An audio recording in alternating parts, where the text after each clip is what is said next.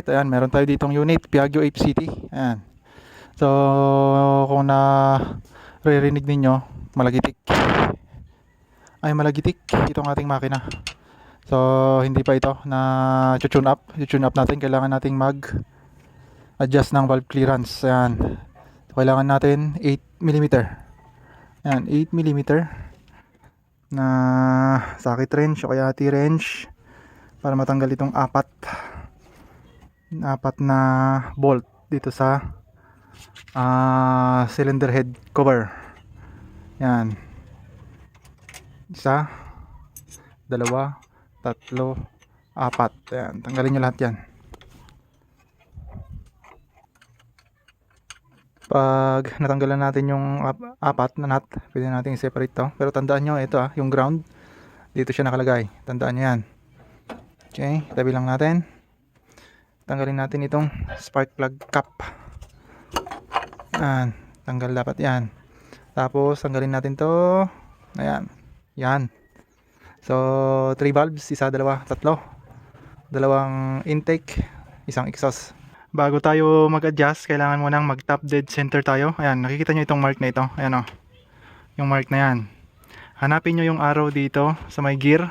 Ayun. So dapat yung arrow dito sa gear na ito, ay maitapat dito. Yan. Itong arrow na ito, yung meron siyang tinuturo pataas, dapat maitapat dito. Okay, paano natin gagawin yan? Punta tayo dito sa kabila. Ayan, baklasin natin to. Itong cover ng fan. Phillips screw ang kailangan natin. Ayan, Phillips screw. Kailangan nating baklasin ito. Kasi dito tayo magpipihit.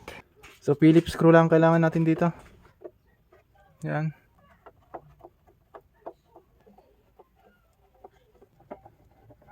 Meron pa dito sa ilalim. So ayun, natanggal din natin yung anim na screw. Ngayon, kailangan nating baklasin ito. Ayan. Ayan. So meron na tayong access dito sa fan. Pwede na natin ipaikot. Ayan, ganito ang gawin ninyo, para matap dead center natin. Paikutin niyo yung fan. Ayan. Ayan, makikita nyo. Ayan. Oh, top dead center.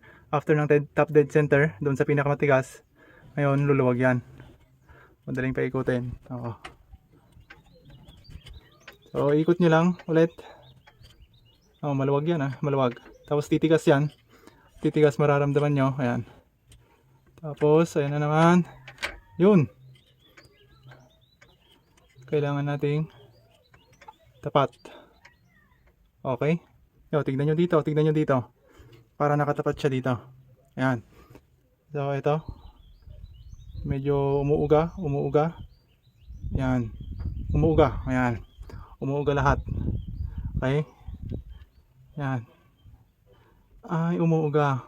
Ayan, medyo may konting galaw. So pag na top dead center na natin, itapat na natin yung arrow dito sa gilid at yung sign, yung mark, yung timing mark dito sa taas. Close up natin, pakita ko sa inyo. Yun yung arrow. Kita nyo? Yung arrow nakatapat dito sa timing mark. Oh, yan. Mas klaro. Tapat. Susunod na gagawin natin, maghanap tayo ng filler gauge. Ayan. Filler gauge ang tawag dito. Filler gauge ng size is 0.06. Ayan, meron tayong 0.06. at 0.08. Ayan. So itong 0.06, ito gagamitin natin sa intake. Ayan, dito sa dalawa. Ayan, dalawa yung intake. Tapos itong 0.08, gagamitin natin dito sa exhaust. Ayan. So para maipasok natin to, i-shoot nyo lang doon sa ilalim.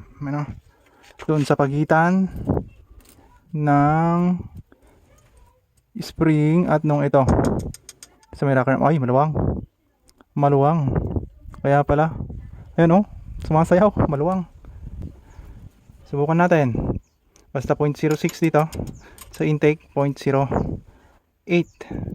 dito sa exhaust. Tignan natin. Yan. Medyo maluwang nga. Ayun sumasayaw, maluwang.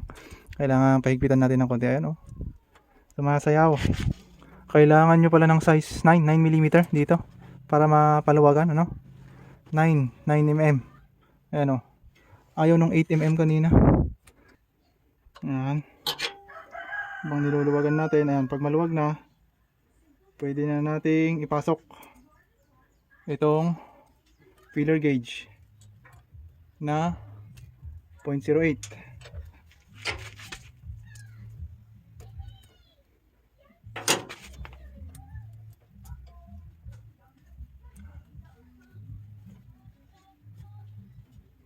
Ayan. Ayan ang naglalaro. Ngayon iipitin natin yan na saktong sakto. Pag napaluwagan na, kailangan nyo i-adjust ito. Itong maliit na square dito sa taas. Ayan o. Kailangan nyo ipababa. Actually may proper tools para dito. Pero syempre DIY tayo. Pwede naman nating higpitan yan. Paikot lang natin ito. Ayan o. Kahit kamay nga pwede kung kaya nyo. Kaya ang liit. Ayan, ipitin nyo itong square clockwise pag higpitan ninyo. Ayan o. Oh, pag nasobrahan naman hindi nyo matatanggal yung filler gauge. Ayan. Kaya dapat sakto lang yung makakapaglaro pa rin siya. Ayan. Yung matatanggal. Mahirap din pag hindi nyo matanggal yan.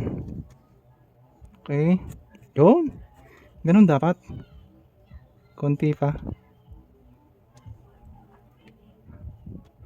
Yan, konting-konti. Yun, konting adjustment lang yan.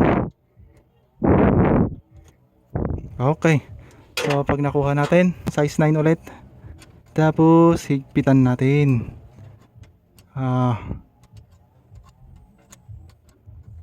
Higpitan natin. Okay. Ayan, nahuhugot natin. Dapat mahuhugot nyo pa rin yan. Hindi nyo ilalagay na hindi nyo nahuhugot.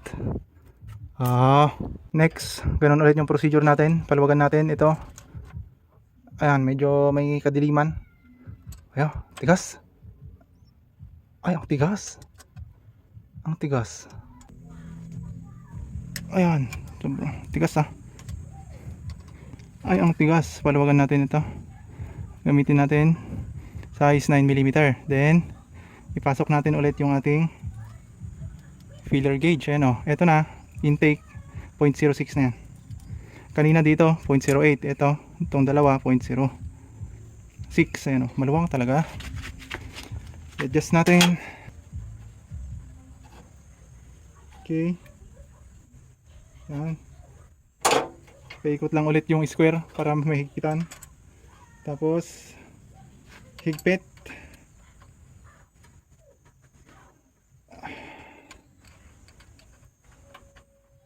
Oh, yan o.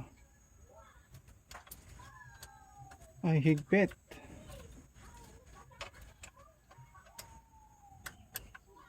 Yun. Higpit yung pagkaka kanina eh. Isa pa. 0.06 ulit. Intake. Maluwang talaga. Sumasayaw eh. Ay, sumasayaw. Ito, higpitan ulit natin yung square. Yun. Yan. Tapos ilak natin gamit itong 9mm. Okay. Yan.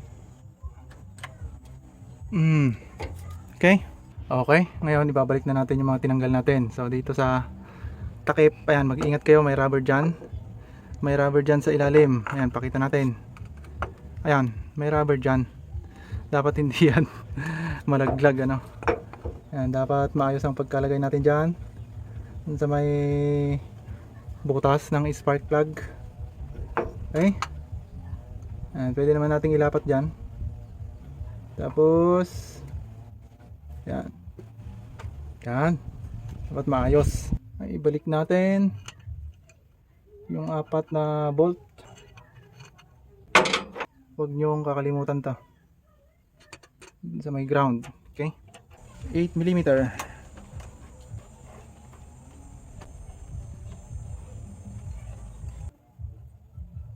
Higpit. Higpit.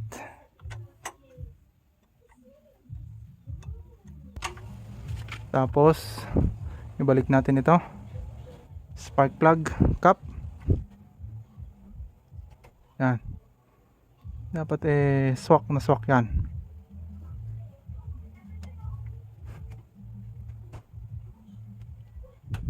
Yun.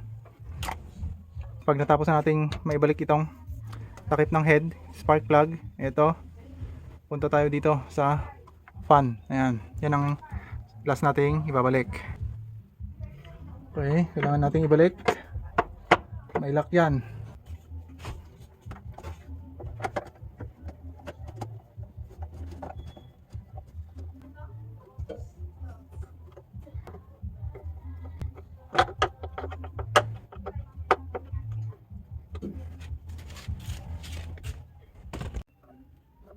Pwede na nating paandarin.